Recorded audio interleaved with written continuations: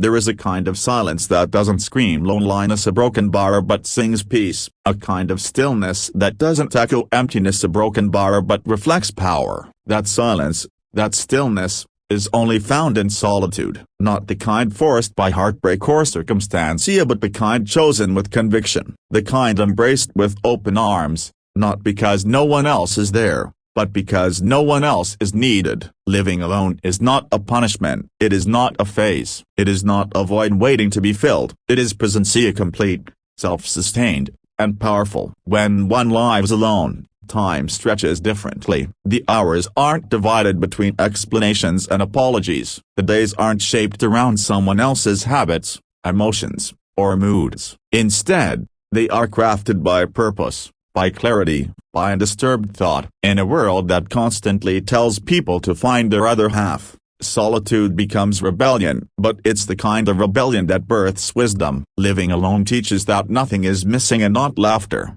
not warmth, not meaning. In fact, solitude makes all of these richer, more honest, more personal. Laughter becomes real when it isn't filtered by someone else's reaction. Peace becomes deeper when it isn't interrupted by the noise of compromise. And meaning, it grows stronger when it's not diluted by the need to explain it to someone else. Relationships often demand adaptation. Even the healthiest ones bend identity in subtle ways. Preferences get negotiated, habits get altered, time becomes shared and sometimes stolen. Slowly, without realizing it, boundaries fade, desires are postponed, thoughts get edited, truth is softened. The question isn't whether love is real, it's whether it requires too much sacrifice to stay real. And often, it does. When living alone, there are no masks to wear, no roles to play, no versions of self that need constant adjustment. There is no pressure to be understood, no fear of being misread. One exists exactly as they are, imperfect,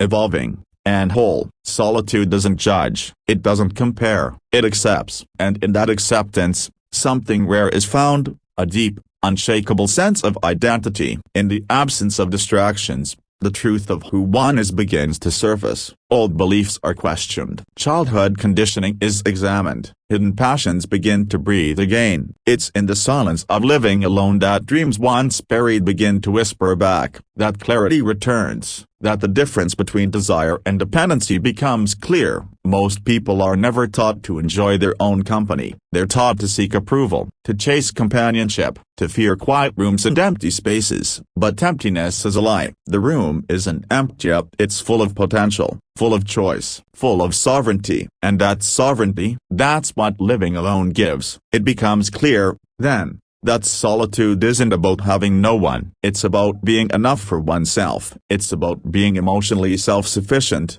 mentally liberated, and spiritually aligned. Not waiting to be completed by someone else, but walking already complete. And that state of completeness, a broken bar, it changes everything. There is a freedom in living alone that no relationship can match. The freedom to grow in any direction, to fail privately, to heal fully, to pursue passion without distraction, to live with one's own rhythm. It's not about being selfish, it's about being centered, rooted, grounded. And when the heart is no longer busy seeking validation, something beautiful happens. It starts to overflow, not with need, but with strength, with clarity, with grace. That overflow creates a different kind of energy, an energy that doesn't cling, doesn't beg, doesn't fear being alone. It simply is whole, certain, at peace. The world will always try to convince that something is missing, that happiness lies in someone else's smile, that fulfillment is only real when shared, that silence is something to escape from. But the truth is, what most call emptiness is often the space where strength is built, where real clarity is born, where self-respect takes root. Choosing solitude is not rejecting love, it is redefining it. It is saying,